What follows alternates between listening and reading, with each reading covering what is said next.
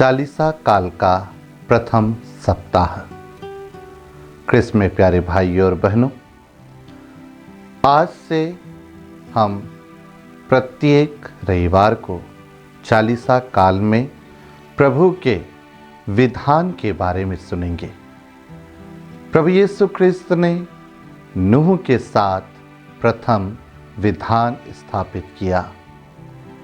सृष्टि की रचना के बाद से नूह के काल तक लोग अपने जीवन में मौज मस्ती करते रहे, ईश्वर से दूर जाते रहे और एक समय जब पाप चरम सीमा पर पहुंच गया, तब ईश्वर ने उन पापों को धोने के लिए जल का प्रयोग किया और ऐसी बाढ़ आई कि समस्त सृष्टि खत्म हो गई। परंतु ईश्वर ने नूह और उसके परिवार और उसके द्वारा बनाए गए ईश्वर के निर्देशानुसार एक बड़े से जहाज पर प्रत्येक प्राणी का एक एक जोड़ा उसमें सुरक्षित रखा। जब यह बाढ़ ने संपूर्ण सृष्टि का सर्वनाश किया और सारा पानी सूखने लगा, तब ईश्वर ने नूह से एक विधान स्थापित किया। यह विधान आज के पहले पाठ में आप 6 बार सुनेंगे।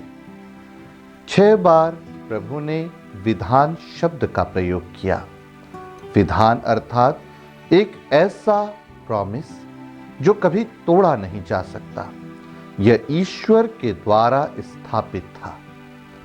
ईश्वर ने नूह को आशीर्वाद दिया और उससे यह विधान स्थापित करा कि आज के बाद इस सृष्टि का विनाश पानी या बाढ़ से कभी नहीं होगा। और इस विधान को स्थापित करने के उस दृश्य को उन्होंने एक इंद्रधनुष के रूप में प्रदर्शित किया। यह इंद्रधनुष एक चिन्ह बना, एक प्रतीक बना, जो काले बादलों में 7 रंग को बिखेरता है और यह अंधकार में एक सुंदर भरी रोशनी होती है। हम सभी को इंद्रधनुष पसंद है। उसके 7 रंग जीवन के हर एक हमारे समय को दर्शाते हैं।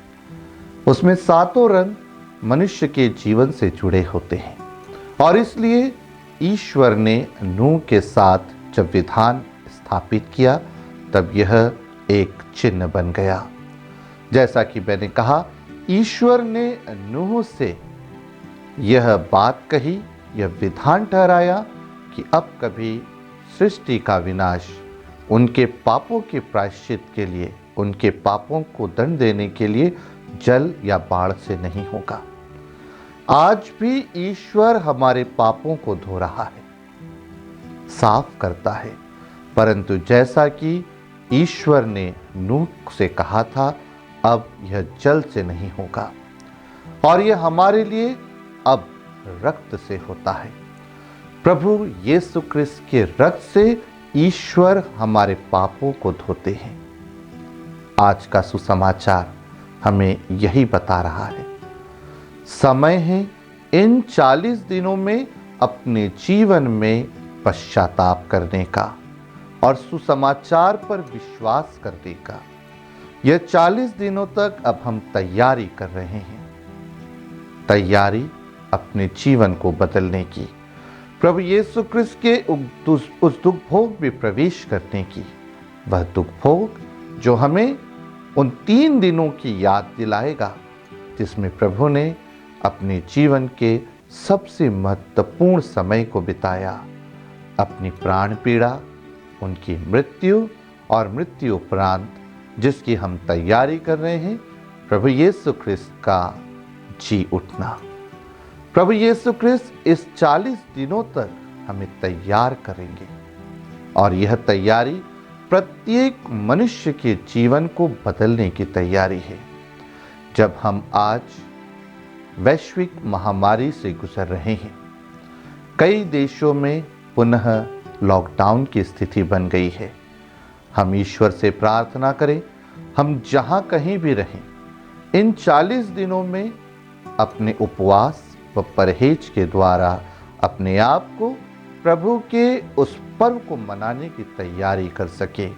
उस कलीसिया के विश्वास को जीने की कोशिश करें, जो विश्वास माता कलीसिया ने हमें दिया है कि हम उस एक प्रभु यीशु ख्रिस्त की कलीसिया, जो कि प्रभु यीशु ख्रिस्त के दुख भोग, मरण और जी उठने पर विराजित है। आज हम प्रभु से प्रार्थना करें कि आज का यह पहला रविवार इस सप्ताह की शुरुआत है और इस संपूर्ण सप्ताह में हम अपने लिए, अपने परिवार के लिए और विशेष रूप से हमारे आसपास रहने वाले लोगों के लिए मददगार हों। तो अपने जीवन में सभी के लिए अच्छे कार्य कर सके, अपने हृदय में पश्चाताप करें, अपने जीवन को उस प्रभु यीशु ख्रिस्त के लिए समर्पित करें, जिसके लहू से मैं और आप छुड़ाए गए हैं, जिसके लहू से हम सभी बचाए गए हैं। आए हम प्रभु में विश्वास करते हुए प्रार्थना करें। हे सर्वशक्तिमान पिता परमेश्वर, हमारे इन सब भाई बहनों को जो हमारे इस सद्भावना चैनल के द्वारा प्रभु से जुड़े हुए हैं, उन सभी पर अपनी कृपा दृष्टि रख। 40 का यह काल त्याग, तपस्या और उपवास का समय हो। हम स्वयं अपने जीवन में प्रभु को अनुभव करें और दूसरों को भी उनके जीवन में प्रभु के अनुभव के लिए मददगार सिद्ध हों। हम प्रार्थना करते हैं हमारे प्रभु ख्रिस्त के द्वारा। पिता और पुत्र और पवित्र आत्मा आप सबों को आशीर्वाद प्रदान करें।